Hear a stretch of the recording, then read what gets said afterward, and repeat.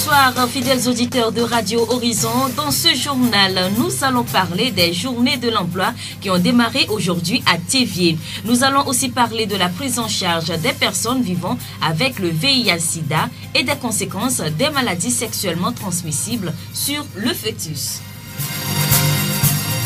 Radio Horizon à Théviers sur 101.1. Bienvenue à tous. Les journées de l'emploi à Théviers ont démarré comme annoncé ce mardi sur la place publique à Tikoumé. À 7h30 déjà ce matin, organisateurs et exposants sont à pied d'œuvre sur le site d'Atikoumé pour les derniers réglages.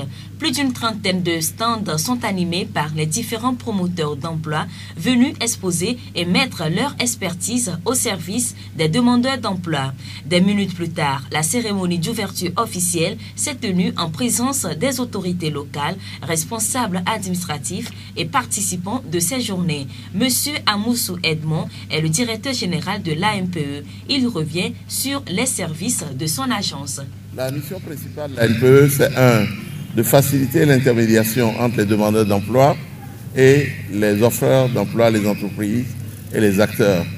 2, d'appuyer l'entrepreneuriat et 3, d'aider le gouvernement à observer le marché, les dysfonctionnements et apporter des correctifs. Dans ce sens, sur les stands de l'ANPE, vous trouverez les prestations suivantes pendant les journées. 1. Les jeunes peuvent, les moins jeunes, les femmes, peuvent venir se faire enregistrer. Parce que par le passé, nous étions dans un trou simplement, à Sévier. Personne, la plupart des gens, ne savaient pas où on se trouve. Maintenant donc, les jeunes peuvent venir ici pendant la foire et au-delà, se faire enregistrer et obtenir cette carte, qui veut dire que le gouvernement les prend en charge non seulement statistiquement, mais de façon dynamique pour les conseiller, les orienter. La deuxième chose, nous sommes presque à la rentrée. Les jeunes qui ont le bac, les jeunes qui ont le BPC, et même ceux qui n'ont pas été dans les écoles, sont soucieux, et avec les parents, de se faire orienter. Qu'est-ce qu'on peut faire demain pour ne pas perdre trop de temps? Vous trouverez donc sur les stands des conseils en orientation scolaire et en orientation professionnelle. C'est concret, on vous dira à la partie des études qui ont été faites, les avenues à ne pas emprunter.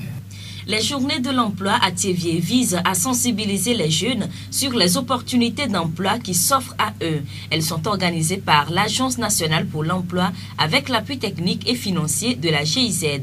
Une visite guidée des stands a permis à la chef programme du Profopère GIZ d'apprécier les installations faites. Madame Silke Waterman.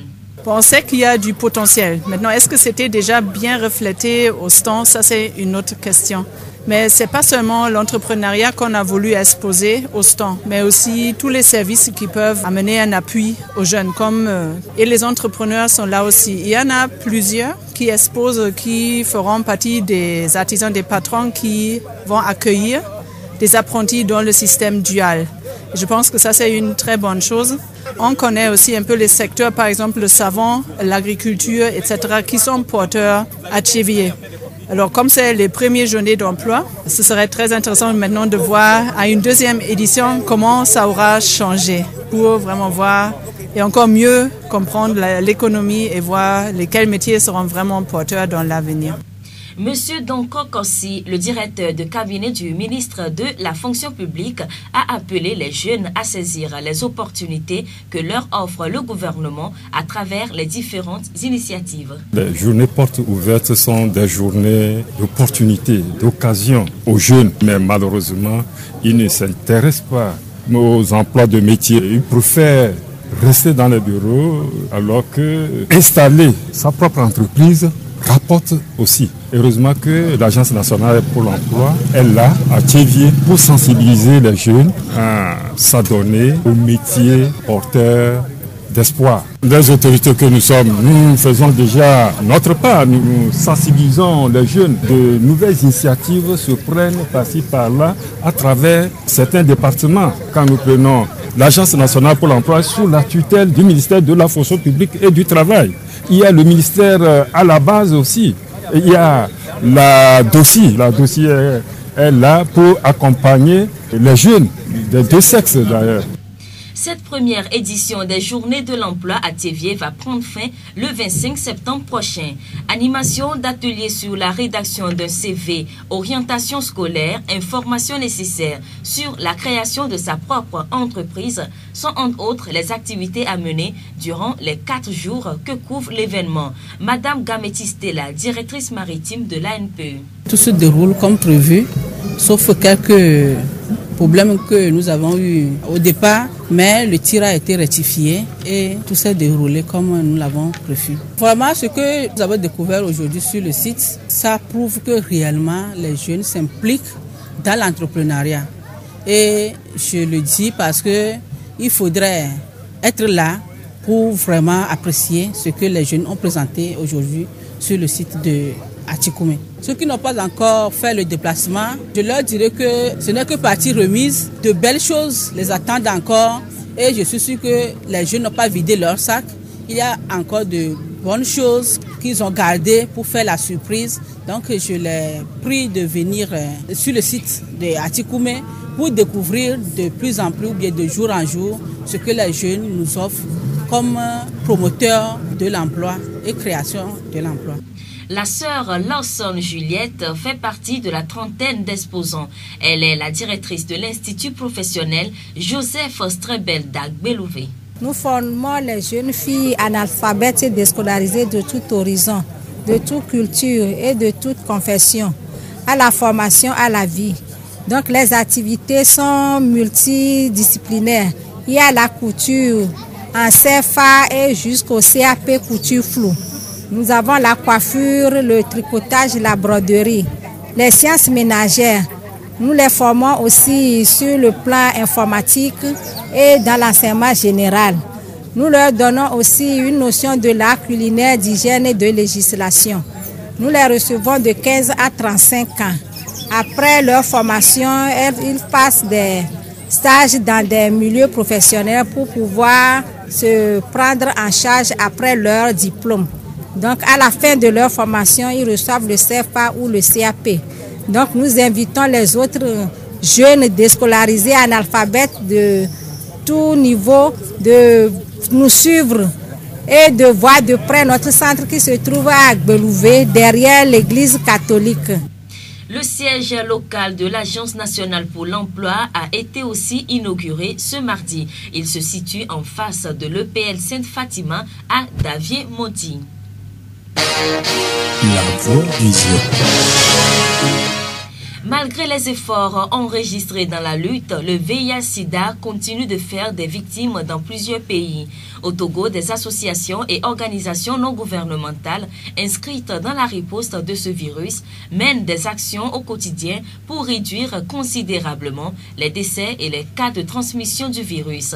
Assistant à Bodi Clément, directeur de l'AIDFS, Association, Action et Initiative pour le développement social et sanitaire. Il nous parle de la prise en charge des personnes vivant avec le VIH-Sida. La prise en charge des PV-VIH dans notre centre n'a pas changé depuis qu'on a commencé. Vous arrivez tout bonnement, vous demandez à vous faire dépister et on vous fait le premier test. Quand les conditions sont remplies et quand vous êtes séropositif, on vous prend en charge. Même si vous n'êtes pas séropositif, on continue quand même les conseils psychosociaux pour qu'à l'avenir, vous ne soyez pas dans le coup. Et pour ceux qui sont dans le coup, on leur demande les autres bilans standards complémentaires. Une partie à la charge de l'État, une partie à la charge de la structure. Et l'autre, c'est la contribution que nous demandons aux personnes atteintes aussi. Et ça nous permet de réunir un certain nombre de bilans. Et quand ces bilans sont réunis, on soumet l'ensemble de ces bilans au comité thérapeutique. Ici, dans la région, nous avons un comité thérapeutique région maritime. Et en équipe, on décide de qui il faut mettre sous ARV et qui on ne peut pas mettre sous ARV. La mise des personnes sous ARV n'est pas une urgence. C'est ce que les gens ne comprennent pas. Si vous êtes dans les conditions à vous mettre sous ARV, et c'est le médecin qui demande ou bien qui décide quand est-ce qu'il faut le faire, parce que il faut toute une pléiade de conseils et d'idées, de discussions. Maintenant, on nous demande de négocier. Il faut négocier comment mettre la personne sous ARV, parce que il est facile de prendre un médicament aujourd'hui, demain et arrêter. Mais il est encore très difficile d'être sous médicaments toute sa vie. Le porteur du virus du sida est une personne comme tout autre, à la différence que son organisme nécessite une attention particulière. Cette personne doit mener un mode de vie sain. Quand on est dans le cours des IST, VIH-Sida, il y a un certain nombre de comportements à observer dans la vie. Beaucoup pensent que quand on est sous ARV, c'est fini. On peut mener la vie comme bon le semble, mais c'est dangereux parce que actuellement là, il y a cette notion d'être sous ARV et de vouloir faire d'enfants, de vouloir refaire cette vie. C'est très difficile. Sur ce coup, c'est les médecins qui savent ce qui se passe réellement dans l'organisme de ces personnes qui sont touchées par le fléau. Il est très dangereux de continuer par prendre les rapports sexuels sans être protégé parce que biologiquement, nous avons deux types de VIH. Il y a le VIH1 et le VIH2. Si tu es VIH1 et que tu te donnes encore à une vie de débauche, tu risques d'avoir le VIH2. Or, quand il y a association VIH1, VIH2, c'est très difficile à cette personne-là de pouvoir surmonter à tous les coups, toutes les infections, tous les problèmes que l'on peut avoir dans la vie. Même si on est dans le génotype VIH1, il y a des sous-groupes que nous avons actuellement. Donc, ces sous-groupes peuvent te revenir de gauche ou à droite. Ça dépend de comment tu l'as attrapé et c'est encore très dangereux. Même l'expérience a montré que ceux qui sont sous ARV et qui ramassent d'autres souches de virus, c'est encore dangereux de vivre une situation pareille. Monsieur Agbodi Clément donne aussi des conseils aux personnes infectées qui veulent avoir des enfants. Si vous êtes dans les conditions avant de vous remarier ou bien avant de pouvoir faire un programme de vie de couple pour avoir des enfants, vous devez vous adresser à l'équipe technique de la structure pour qu'on vous parle des risques, des inconvénients, des avantages, tout ça là. C'est vrai, il y a le programme de PTME qui permet aux femmes d'avoir des enfants, les femmes qui sont dans les conditions, ou bien aux couples qui sont dans les conditions d'avoir des enfants. Mais ce n'est pas aussi aisé. Il faut vous adresser à des praticiens, à des conseillers, à des médecins, sages-femmes qui sont formés pour la prise en charge, de vous donner les idées nécessaires. Et quand ces idées sont bien partagées, on va voir dans quelles conditions une femme ou bien un couple dans cette situation-là peut avoir un enfant. Et c'est possible. L'expérience a montré que ce n'est pas un truc que nous avons inventé. Nous avons beaucoup d'enfants qui sont issus de ces couples et ces enfants, au jour d'aujourd'hui, vont à l'école, se portent très bien, il n'y a pas de problème, ils n'ont pas de soucis. Les maladies sexuellement transmissibles, à l'exemple du VIH-Sida, affaiblissent le système immunitaire de l'homme. Chez la femme enceinte, elles agissent négativement sur le fœtus. Dr Wogbemassemi Dopo, directeur préfectoral de la santé du Zior. Quand une femme enceinte a le VIH, il y a plusieurs risques. D'abord pour la maman même. Elle est faible parce qu'elle est fragilisée. Le VIH, c'est le virus de l'immunodéficience humaine. C'est-à-dire que ça déprime l'immunité. Et une grossesse devient encore double. Et cette femme ne peut pas supporter la grossesse. Elle déprime, elle va encore déprimer et on a des conséquences graves ou bien des complications au cours de l'accouchement. Le fœtus est à risque, le fœtus peut être infecté, contaminé par le virus du VIH et anémie sévère chez la maman comme chez l'enfant. Donc c'est pour cela que depuis un certain temps, la politique togolaise recommande que toute femme enceinte qui rentre en consultation prénatale doit être sujette de test de VIH. Ça, c'est systématique. Parce qu'on se dit, un enfant qui est dans le ventre est un innocent. Donc, n'a pas obligation de contracter le VIH. Et d'ailleurs, actuellement, dans toutes nos maternités, on fait le counseling et vraiment, on essaie d'amener les femmes à accepter. Parce que on doit éviter que l'enfant ne soit contaminé. C'est par ces méthodes qu'on peut vraiment briser la chaîne ou couper la chaîne de transmission du VIH et l'évolution de la maladie. Il est alors conseillé de connaître son statut sérologique avant de concevoir un enfant. L'hépatite virale et la syphilis sont également dangereux chez la femme enceinte. Dr Wogbemassemi Midopo. L'hépatite virale, comme le VIH, sont des maladies virales très sévères, surtout pour l'hépatite. Et les voies de transmission de l'hépatite sont les mêmes que le VIH, c'est-à-dire la voie sanguine, la voie de la mère à l'enfant et les rapports sexuels. Donc, une maman qui a l'hépatite virale B ou C court des risques vraiment de transmission à son enfant qu'il porte. Donc, c'est pour cela que la femme enceinte doit connaître son statut sérologique et de l'hépatite virale et de VIH pour vraiment éviter cette transmission à l'enfant, non seulement à l'enfant et aussi à son mari. Alors, quand nous prenons la syphilis est également une maladie sexuellement transmissible. La syphilis est transmissible surtout par les rapports sexuels, que ce soit oral, orogénital, génito-génital ou anogénital. Cette syphilis est causée par une bactérie. Alors, la syphilis chez la femme enceinte a des conséquences sur l'évolution de la grossesse comme les autres maladies aussi. Mais le risque le plus élevé, le plus grave, c'est les lésions cutanées graves chez le nouveau-né. Et nous parlons de syphilis congénitale et qui peut conduire cet enfant même à la mort. Et aussi l'attaque des organes nobles, le cœur, le cerveau, et le foie, les reins.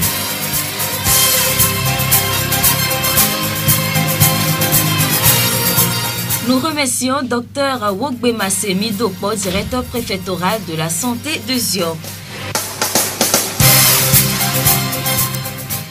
Être libre, ce n'est pas seulement se débarrasser de ses chaînes, c'est vivre d'une façon qui respecte et renforce la liberté des autres. Nelson Mandela.